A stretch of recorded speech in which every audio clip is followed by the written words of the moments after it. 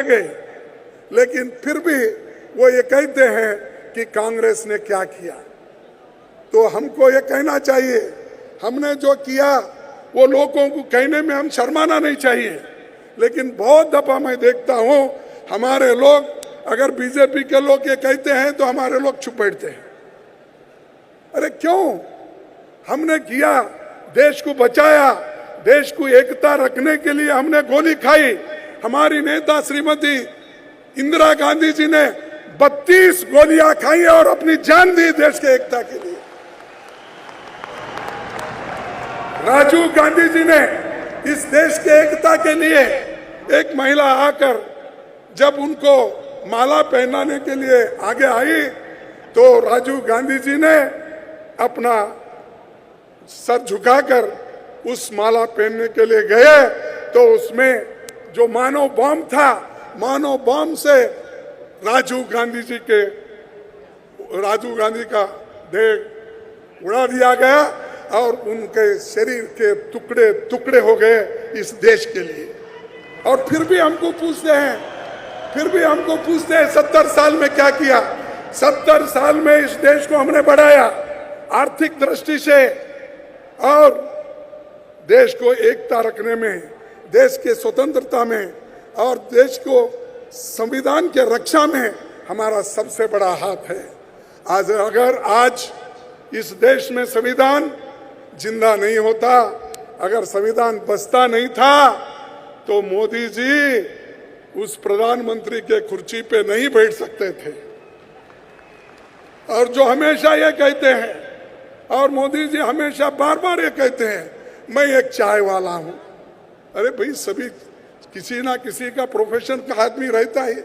मैं एक मजदूर का बेटा हूं, तुम चाय वाले के बेटे हो तो मैं एक मजदूर का बेटा हूं। लेकिन इस देश के लिए हमको कुछ करना है, बार बार वही नहीं बोलना कि मैं चाय वाले का बेटा हूं, मुझे कोई सहन नहीं कर रहा।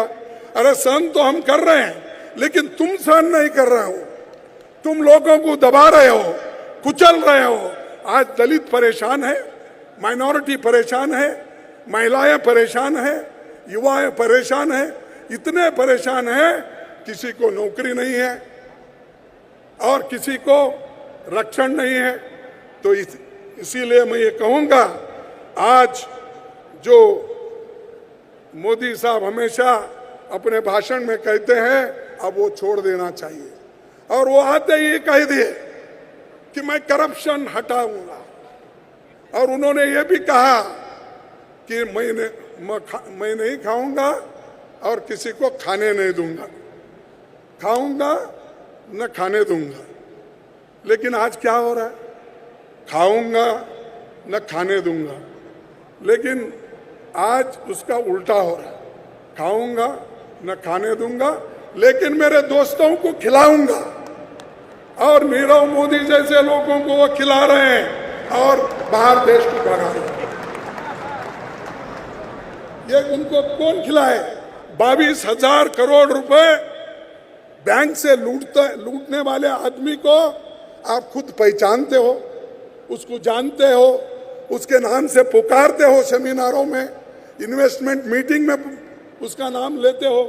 अगर वो आदमी 22,000 करोड़ रुपए बैंकों को चुन्ना लगा के भागता है तो हम क्या कहें?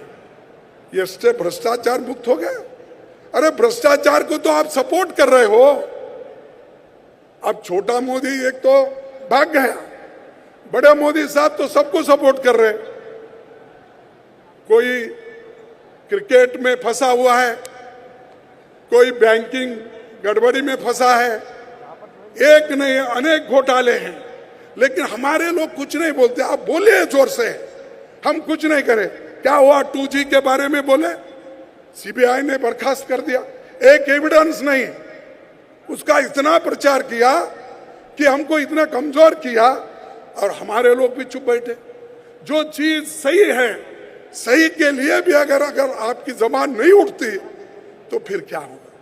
फिर कौन प्रचार करेंगे हमारे? इतने कार्यक्रम श्रीमती सोनिया गांधी जी ने दिए, इतने कार्यक्रम मनमोहन सिंह जी ने दी, कांग्रेस पार्टी ने दिया, कन्याकुमारी से कश्मीर तक हमने सारे वेलफेयर मेजर्स उनको दिए, लेकिन फिर भी हमारे नौजवान थोड़े खामोश हैं।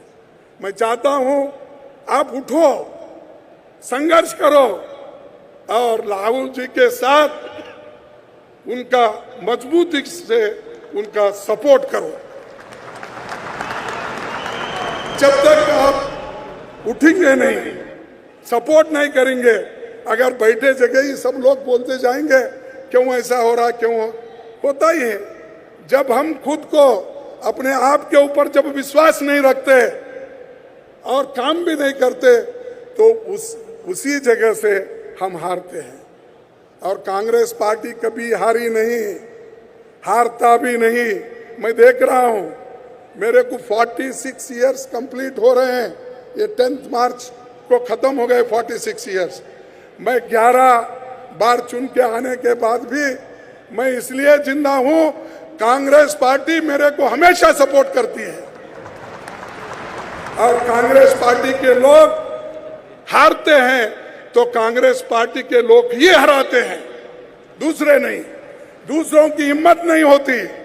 जब अपने आप में हम अलग सलग होते हैं, एक दूसरे को गिराने की कोशिश करते हैं, चीफ मिनिस्टर बनने की कोशिश करते हैं, मंत्री बनने की कोशिश करते हैं, तो हम ही लोग गिराते हैं। तो इसलिए मैं आपसे अपील करता हूं, अपने मतभेद कितने भी होंगे, देश के लिए छोड़ो, संविधान के रक्षा के लिए छोड़ो, लोकतंत्र के हिफाजत के लिए छोड़ो, महिला और दलित शोषित वर्गों के लिए आप पूरे लोग एकजुट हो जाओ, यही मेरी आपसे विनती है। और दूसरी चीज मैं आपसे ये कहूंगा कि हमने बहुत